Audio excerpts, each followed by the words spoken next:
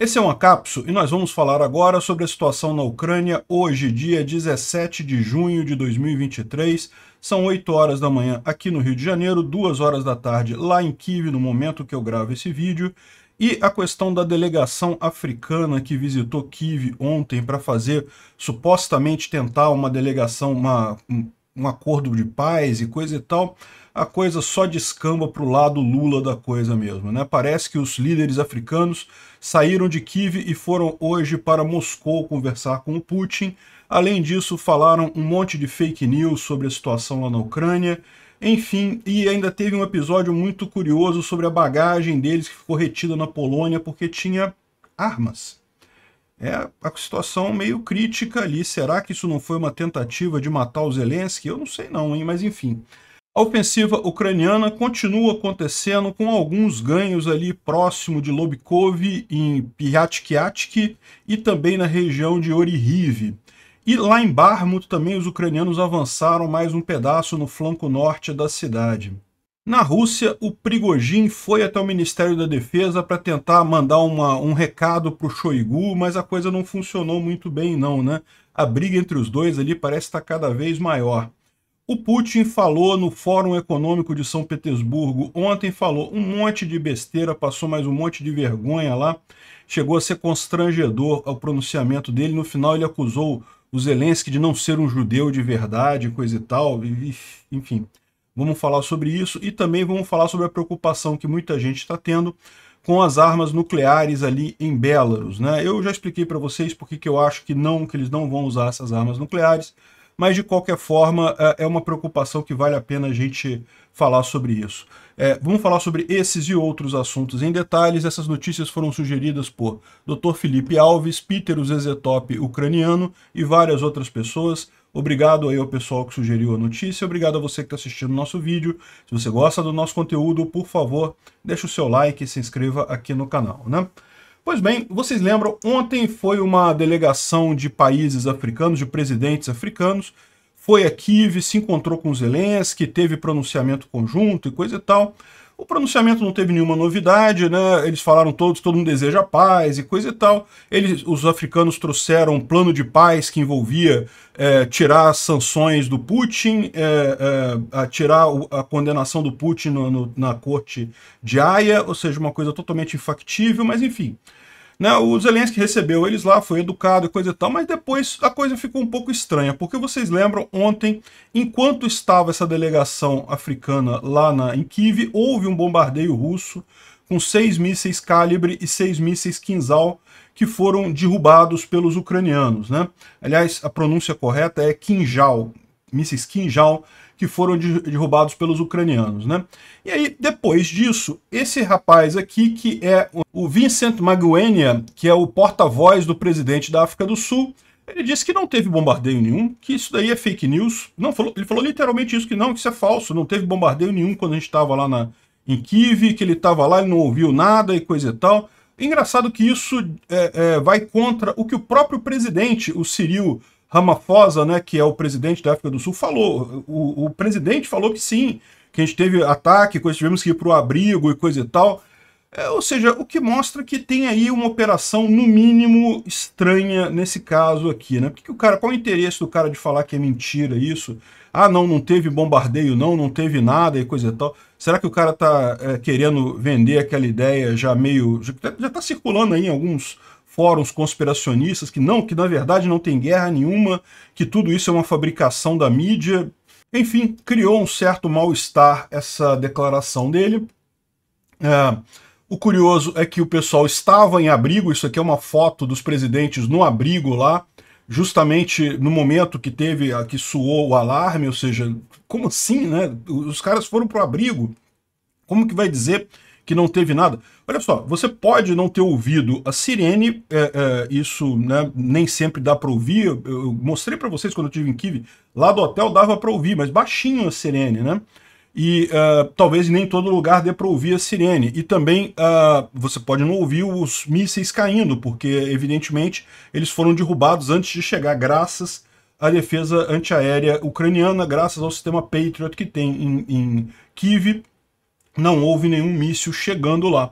mas que houve o caso, houve claramente, né? E se ele tiver alguma dúvida se a coisa foi real, ele pode perguntar para essa senhora aqui que foi ferida durante esses ataques. A gente falou ontem, né, que os mísseis, mesmo quando os mísseis são derrubados, acontece eventualmente deles caírem e acabarem ferindo ou destruindo alguma coisa. E infelizmente ontem esse foi o caso. Os mísseis caíram em algumas residências na parte mais afastada de Kiev, né, no subúrbio de Kiev, e infelizmente essa senhora acabou sendo ferida, uma senhora de 82 anos, se não me engano aqui a idade dela. Felizmente ela está bem, está sendo medicada e coisa e tal, mas foi ferida pelo míssil que caiu ali naquela região, justamente míssil lançado pelos russos, né? Então se eles têm alguma dúvida, eles podem tirar essa dúvida aqui, né? E o Zelensky também achou muito estranha os presidentes africanos decidirem, depois de visitar Kiev, visitar Moscou, depois de terem sido bombardeados em Kiev, né? Ou seja, realmente mostra que esse pessoal nunca quis paz. Aliás, todo mundo que está falando de paz, não, temos que fazer um plano de paz, um cessar-fogo e coisa e tal. Esse pessoal está fazendo o discurso do Putin, é o que o Putin quer. O Putin quer, ele sabe que ele não consegue segurar a contraofensiva ucraniana.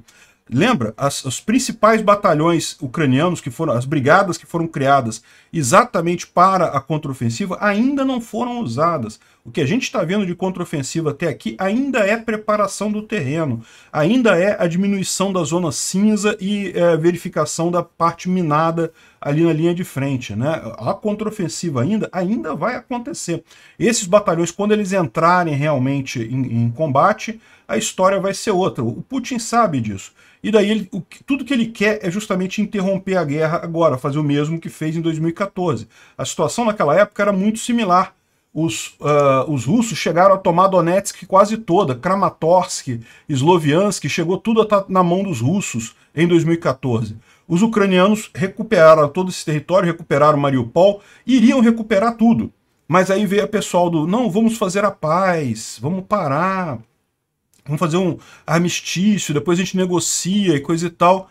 E adiantou o quê? Adiantou só que o Putin se preparou durante esse tempo todo para fazer essa nova ofensiva. Se parar agora vai ser a mesma coisa, ou seja, não existe solução com parar a guerra, com congelar a guerra, né? Esse pessoal que está falando de plano de paz aí está falando besteira, está falando, ajudando o Putin no final das contas, né? Enfim, é muito chato isso. No primeiro momento eu gostei do pessoal da África ter elaborado, ter montado essa delegação para conversar com o Zelensky, mas aparentemente o pessoal está ali para ajudar o Putin mesmo, então perdeu meu respeito. É Lula 2.0, né? E não foi só isso não. Aqui, ó, 120 agentes da Força Especial e jornalistas sul-africanos que deveriam acompanhar o presidente da África do Sul durante a visita na Ucrânia foram detidos no aeroporto da Polônia. Parece que aqui, ó, na bagagem do avião deles tinham 12 containers com armas e a polícia da Polônia exigiu a permissão para tudo isso, e pessoas que não eram pessoas que não tinham sido avisadas previamente, né? Quando você vai fazer uma delegação, vai fazer uma visita presidencial, evidentemente a lista de convidados é toda checada antes, né, para ver se tem agente secreto, para ver se tem espião, o que está indo naquela turma, né? Parece que de repente chegou um pessoal lá que não estava na lista. Ou seja, a coisa pode ser ainda mais suspeita no final das contas. Felizmente, não teve nada de errado, mas não é tão longe assim descartar que havia plano aqui para tentar pegar o Zelensky, né? Tentar matar o Zelensky. O Zelensky tem que tomar cuidado com esse pessoal que está querendo a paz, porque eu não sei não, hein? Pode não ser exatamente essa a ideia do pessoal. Bom, falando sobre a situação lá em Nova Kakhovka, não há grandes novidades lá, como eu falei, o nível do rio ainda está alto, mas está descendo cada vez mais. Essa daqui é uma imagem da represa como está agora, dá para ver que a água já está quase equalizada, aqui já está passando quase que sem fazer esforço pela represa, né, de Nova Kakhovka. Sobrou um lado aqui, lado ucraniano, um pedaço da represa, uma parte aqui da casa de força, né, onde gerava energia, e o resto foi tudo levado aqui pela explosão. Dá para ver essa área aqui também que está totalmente seca, que é de onde saía o canal para abastecer a Crimeia, né? Então aqui também o pessoal já não está recebendo água no canal da Crimeia aqui. Já dá para ver aqui um pedaço do fundo também do reservatório, né? Enfim, ainda está acima do nível normal, parece que ainda tem 1 metro acima do nível normal na região, na cidade de Kherson, mas está baixando cada vez mais as águas ali, né?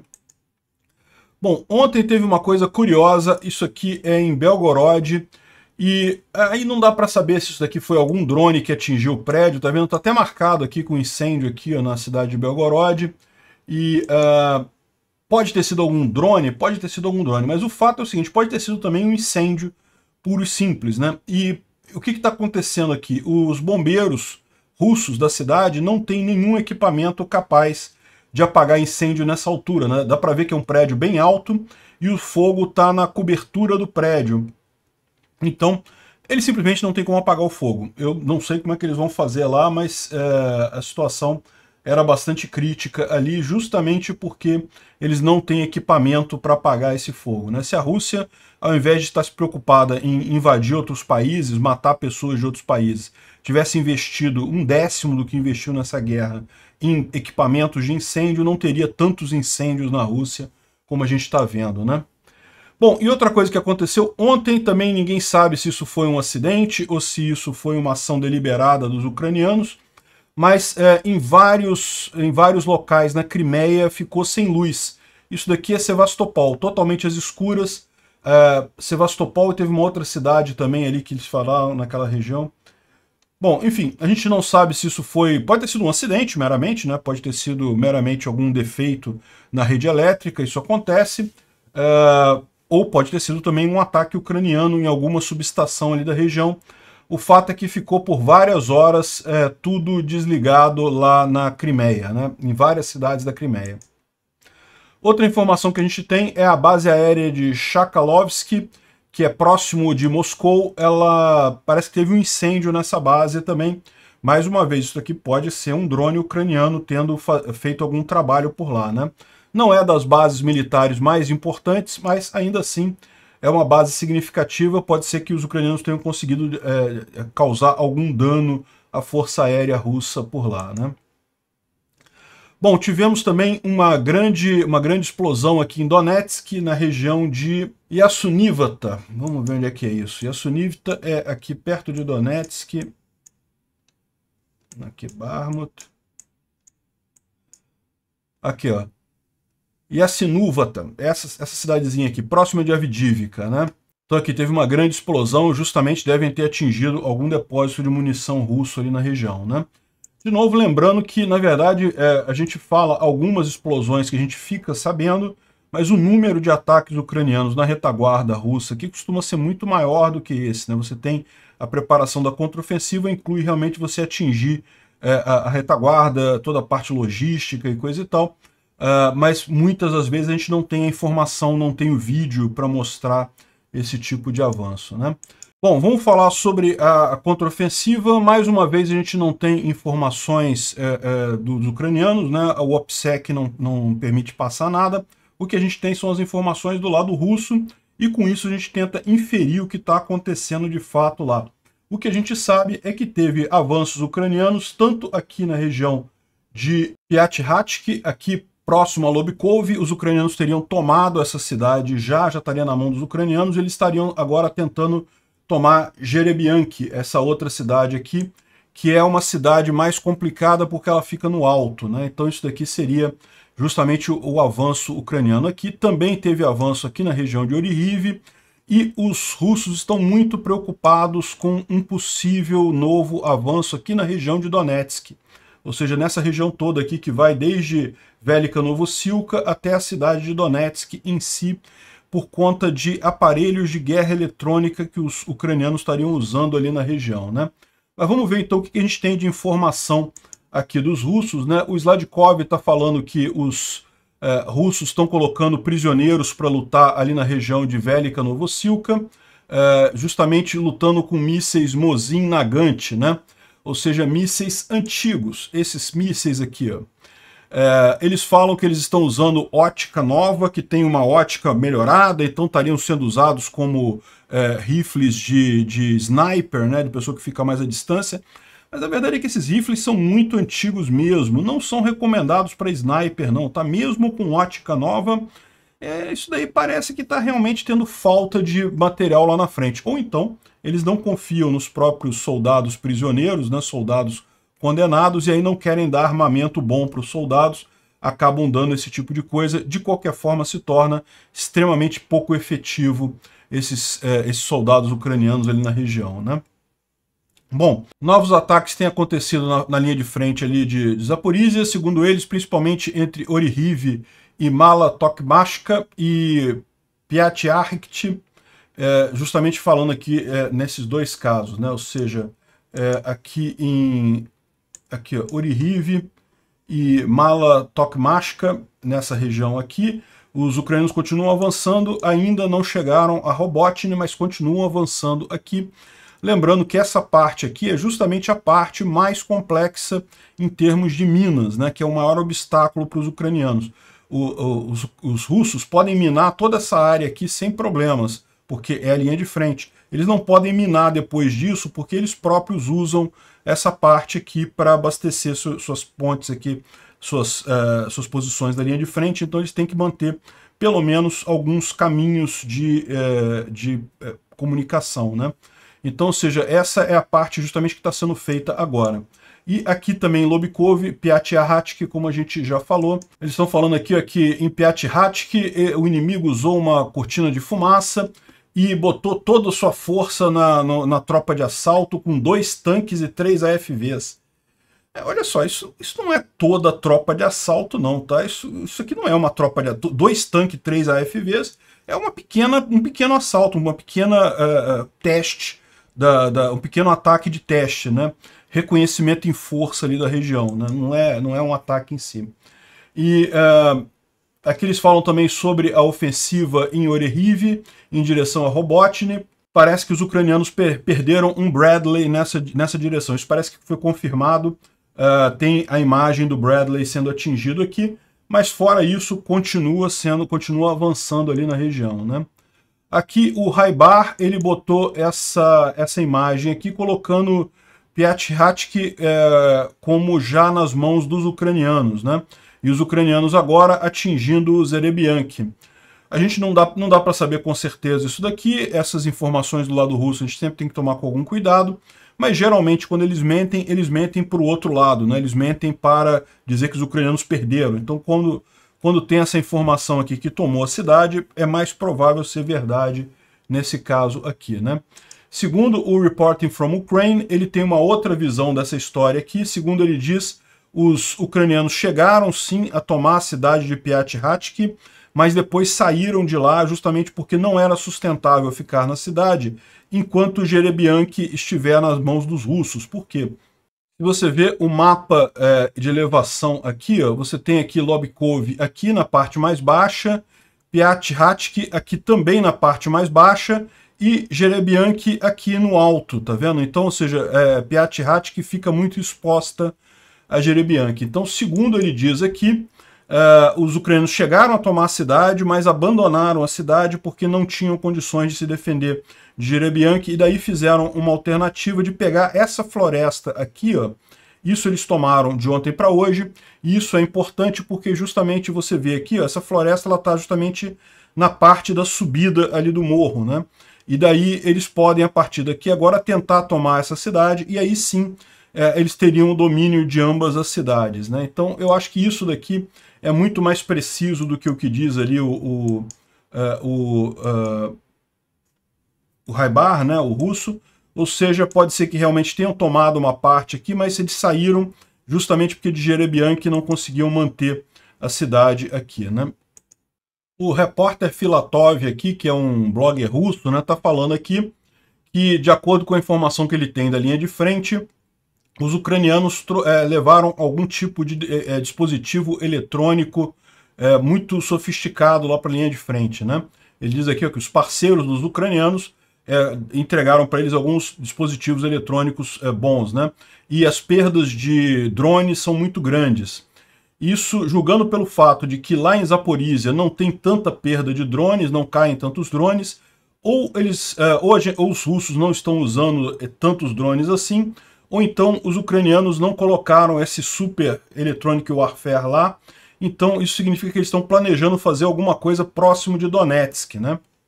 Então, o que ele está dizendo é o seguinte, você tem Zaporizhia, daqui, ó, essa aqui é a linha que divide Donetsk de Zaporizhia, né? Ela passa por aqui, logo do lado de Velika Novosilka. Velika Novosilka ainda é Donetsk. Já Huliapole e Orihiv, aqui é tudo Zaporizhia. Então o que ele está dizendo é que nessa área de Zaporizhia os russos não estão perdendo tantos drones assim. Mas na área de Donetsk estão perdendo muito porque os ucranianos botaram alguma coisa de guerra eletrônica que está conseguindo derrubar os drones russos com muita facilidade, o que é um problema para eles ali. Ou seja, eles indicam que isso aqui é uma preparação que os ucranianos estão fazendo para avançar alguma coisa aqui, né? Isso daqui é a área que ele está indicando, ou seja, justamente aqui incluindo Vuhledar até Velika Novosilka e até a região aqui de Marinka, próximo de Donetsk, que seria a área que ele está se referenciando como o possível ponto de ataque dos ucranianos, dada essa questão dos drones, né? Esse aqui é o mesmo texto que a gente viu antes, aqui é só uma parte do texto. O Pegov, que é mais um blogger militar russo, está falando aqui que na região de Donetsk as forças da Federação Russa tentaram avançar em direção a Marinka, né, que é essa região aqui, que está sendo disputada já há muito tempo. Os russos até estão avançando em Marinka, mas não conseguem avançar muita coisa. Os ucranianos ainda seguram uma boa parte da cidade. Aqui a cidade já destruiu completamente, não tem mais nada aqui. É só destruição nesse ponto, né? Só que o curioso é que ele fala mais adiante aqui, ó, que as forças da Ucrânia, com a ajuda da artilharia, atacaram próximo de Vodianov e ocuparam várias posições russas. Ou seja, o que ele está dizendo é que os russos tentaram avançar em Marinka e não conseguiram, os ucranianos tentaram em Vodianov e avançaram, conseguiram avançar alguma coisa ali, né? Vodianov seria essa cidadezinha aqui que está marcada como água aqui, porque o tradutor automático nem sempre faz a coisa correta, né? Aqui, ó, Vodiane. Nessa região aqui, os ucranianos teriam avançado aqui alguma coisa, talvez em direção a Opt, né? Nessa região aqui, né? A cidade de Vodiane ainda está em poder dos ucranianos, mas uma parte dela aqui está com os russos, então eles podem ter avançado alguma coisa aqui. E falando novamente dos drones, o Khodakovsky, que é mais um outro blogger militar russo, está falando aqui que na última semana as forças russas capturaram um sistema de localização de operadores de UAV. E ele está muito preocupado com isso. Segundo ele está dizendo, é um equipamento canadense que, segundo ele está dizendo aqui, a gente nem sabe se isso é verdade, tudo que é dito por blogger russo você tem que tomar com certo ceticismo, mas ele diz aqui que o equipamento permite identificar onde é que está o operador do drone. E daí usar artilharia para atingir o operador do drone. Eu fico me perguntando como que eles podem fazer isso, né? Não me parece uma coisa fácil de ser feita, não, mas enfim, ele está dizendo que tem esse equipamento aqui e está ficando preocupado com isso, né? Bom, infelizmente eu não posso mostrar essa imagem aqui, mas a gente já mostrou imagens de alguns dias atrás de soldados russos que recuaram e foram mortos por outros soldados russos, né, porque tem ordens de matar quem recua. E a gente tem aqui uma imagem de também um novo russo que se recusou a ir para a linha de frente e foi punido a estilo Wagner, né, ou seja, com uma marretada na cabeça. Evidentemente eu não posso mostrar isso aqui no YouTube, né, mas o ponto aqui os russos estão fazendo isso, estão impedindo os soldados de voltar da linha de frente, né. E, finalmente, os ucranianos avançaram mais um pouquinho ali na região de Berivka e Yahidne. Então, estão cada vez controlando a maior parte das áreas altas ali na região. E, segundo o Prigozhin, a queda de Berivka e o flanco norte inteiro é só uma questão de tempo, né? Daqui a pouco o pessoal está em Blahodatne aqui e vai ser uma festa realmente. O Instituto para Estudo da Guerra fala um pouco sobre os ataques que teve ontem lá na Ucrânia, mas aqui não tem nenhuma novidade. Agora, uma coisa que ele menciona aqui é justamente que o Kremlin diz que a Rússia começou a transferir as bombas nucleares para Belarus, né? E isso de acordo com o que ele tinha avisado antes. E a gente vai falar sobre isso. Existe um medo de que o Putin use Belarus para fazer esse ataque, justamente para dizer que não foi ele, que foi o Lukashenko que fez o ataque usando armas nucleares, né? Eu ainda acho isso pouco provável, mas vamos estudar essa hipótese, eu vou falar mais sobre isso mais adiante, né? Outra coisa curiosa é que alguns oficiais de municipalidades russas, né, atuais e antigos, escreveram uma carta pedindo que as forças russas retornem para as fronteiras russas universalmente reconhecidas devido à crise causada pela destruição da represa de Nova Kakhovka, né? Então, se a gente está vendo aqui oposição em Moscou criticando o Putin e pedindo o fim da guerra. Isso é um avanço, tá? Isso não tinha acontecido até aqui. Enfim, não creio que vai fazer nenhuma diferença no final das contas, mas é importante notar esse tipo de pedido, né? Esse aqui é um vídeo muito estranho do Prigozhin. O Prigozhin é esse rapaz que está na frente aqui. Ele entrando lá no Ministério da Defesa russo e para entregar uma carta, quero entregar uma carta e coisa e tal. E aí ele prepara a carta para entregar aqui. E na hora que ele vai entregar a carta, o pessoal fecha a escotilha ali, fecha a coisa ali. Смотрите, я снимаю все это. Сейчас все это в СМИ пойдет. Снял? Да. Entregou a carta e o pessoal fechou a escotilha lá, fechou o vidro ali e devolveu para ele, falou que não aceitou a carta, né? Enfim, mas ele tentou entregar a carta. Segundo ele, era a carta em que ele colocava o grupo Wagner como subsidiário, como subordinado ao Ministério da Defesa russo. Vocês lembram dessa história? Algum tempo atrás, o Shoigu exigiu que todos os grupos paramilitares russos, todos os exércitos mercenários, assinassem um contrato com o Ministério da Defesa russo, que ia passar a coordenar todo mundo. O Prigozhin não gostou disso e fez a carta. Agora, parece que esse acordo que ele assinou e entregou ali não era o acordo que o Shoigu queria. Na verdade, ele fala aqui que que o Ministério da Defesa iria prover para o grupo Wagner qualquer dinheiro que fosse necessário, financiamento que fosse necessário, munição à vontade, toda a munição necessária e além desses anos. Ou seja, ele fez uma carta, na verdade, aceitando se subordinar ao Ministério da Defesa russo se ele atendesse todas essas condições, o que evidentemente não é o que o Shoigu esperava, né? Então, enfim, a briga dos dois ali está cada vez mais engraçada no final das contas. O Shoigu, por sua vez, foi inspecionar uma fábrica de tanques lá na Rússia. São tanques, não são tanques novos, tá? Isso aqui são tanques velhos. A Rússia tem uma grande quantidade de tanques, mas como ficaram abandonados por muito tempo, eles simplesmente não conseguem ser usados, então eles estão sendo refeitos, né? Então são tanques antigos, mas que eles botam equipamento moderno, dão uma revisada e coisa e tal. Então isso é uma preocupação porque esperava-se que com as sanções a Rússia não tivesse equipamentos para fazer componentes para modernizar esses tanques, mas aparentemente alguma coisa eles estão conseguindo fazer, né?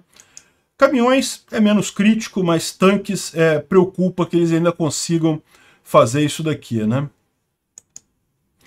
Bom, ontem o Putin falou no Fórum Econômico de São Petersburgo e coisa e tal, e falou um monte de coisa que não tinha nenhuma lógica, repetiu aquelas besteiras todas que ele tinha dito com os bloggers militares russos, né?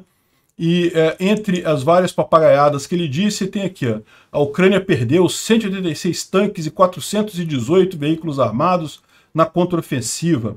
Os russos destruíram 5 Patriots próximos a Kiev. Lembrando que a Ucrânia só tem 2 Patriots, né?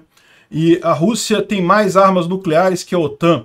E não sei disso não. Em número pode ser. Funcionando mesmo, eu duvido. A Rússia pode atingir bases aéreas fora da Ucrânia se os F-16 estiverem baseados lá, né? Poloneses dormem sonhando em ocupar o oeste da Ucrânia.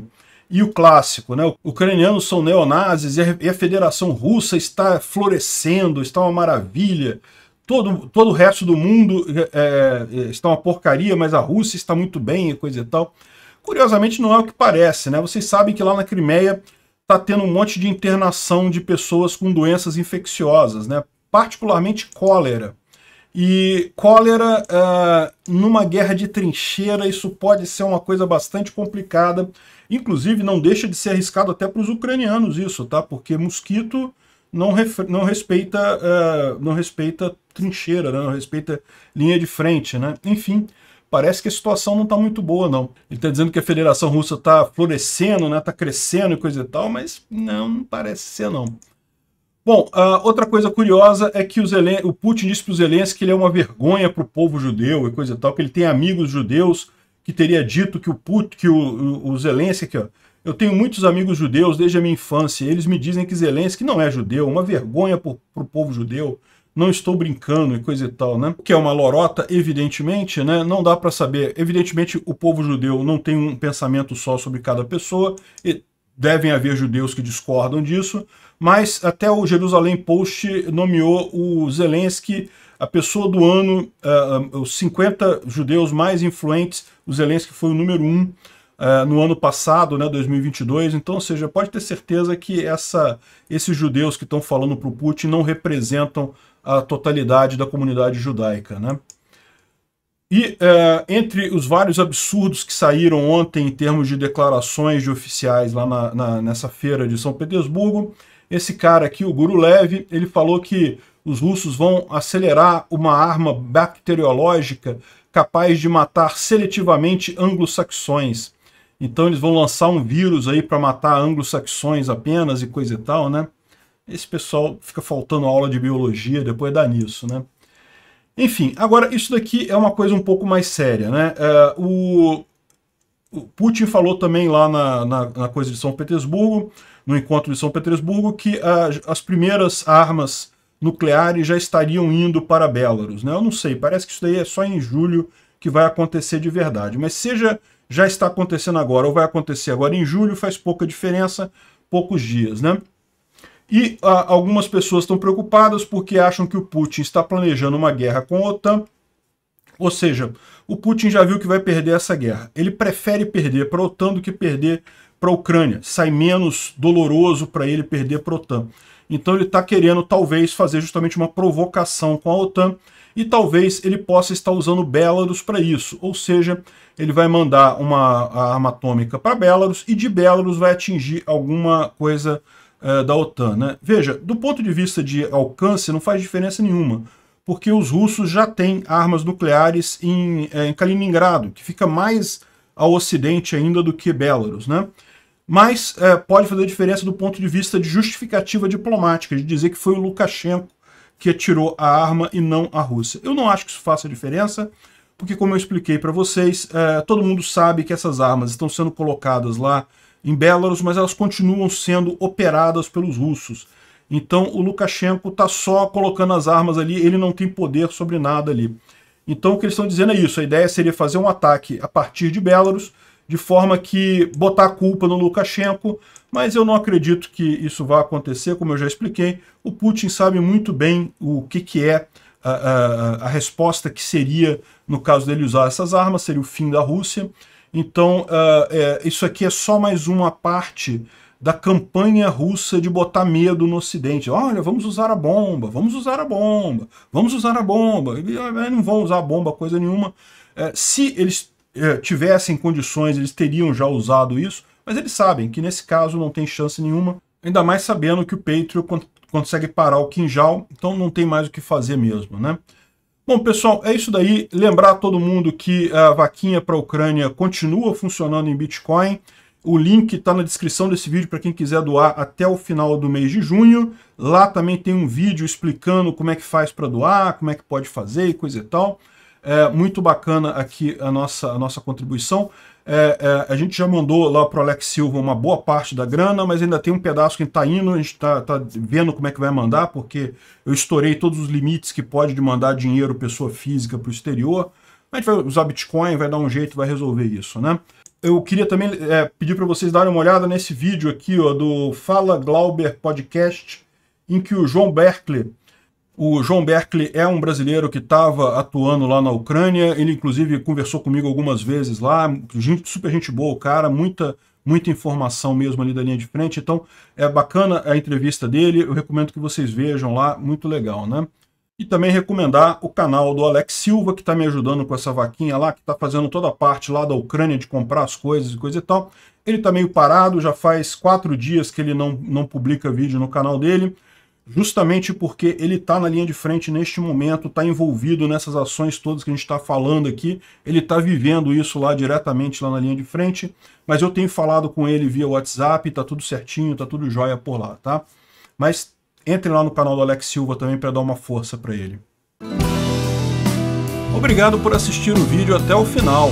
Além de curtir, compartilhar e se inscrever no canal, considere se tornar patrocinador com valores a partir de R$ 1,99. Clique no botão Seja Membro abaixo para saber as condições e vantagens de patrocinar o canal. Mais informações sobre o nosso projeto, visite nossos sites indicados na tela.